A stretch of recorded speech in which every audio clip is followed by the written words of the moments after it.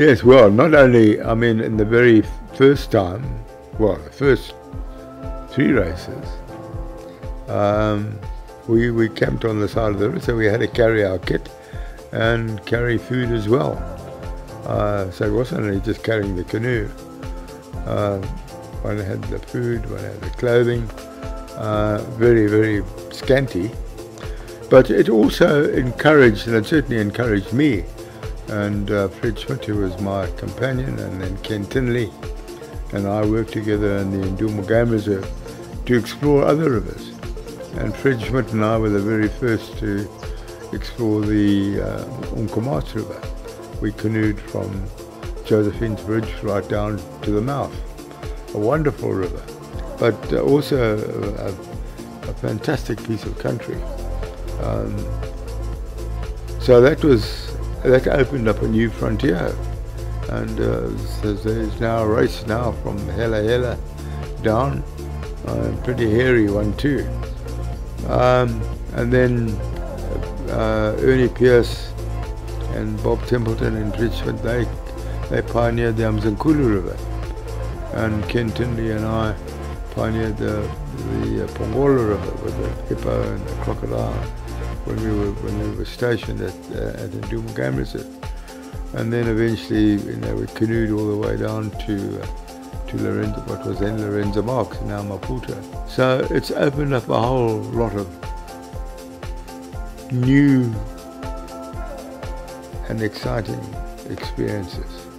But most of all, for me, is the race has become an environmental barometer of our province. And we know every year that everything is focused upon it. And that is very pleasing. No, well, we started off with the sleeping over, but then the competitive spirit came into it, and so we then decided to go night and day. I mean, and nighttime is quite hairy and quite exciting, and also a different experience. Well, I mean, we went from 7 days, and then in the second race it was like 3 days, and then eventually Fred Schmidt and I in 1954, we won in 1 day 12 hours. So can you tell me how it went from 7 days to 1 day and 12 hours? Is it just because your knowledge of the river became so advanced? Yes, and also the canoes changed. We went from canvas to fiberglass, from weighing 100 to 25 pounds.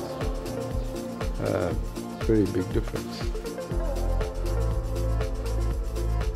Again, it's another dimension of the race, because the companionship in war is very important, and it has a profound impact upon one. And I wanted to try and keep that alive, that great deep friendship. And it was only when I came back that I realized that this is exactly how the Comrades Marathon happened. And the Comrades Marathon came out of the First World War for the same reason, that the comradeship that those guys experienced, they wanted to keep alive. And that's the same with the Dusi.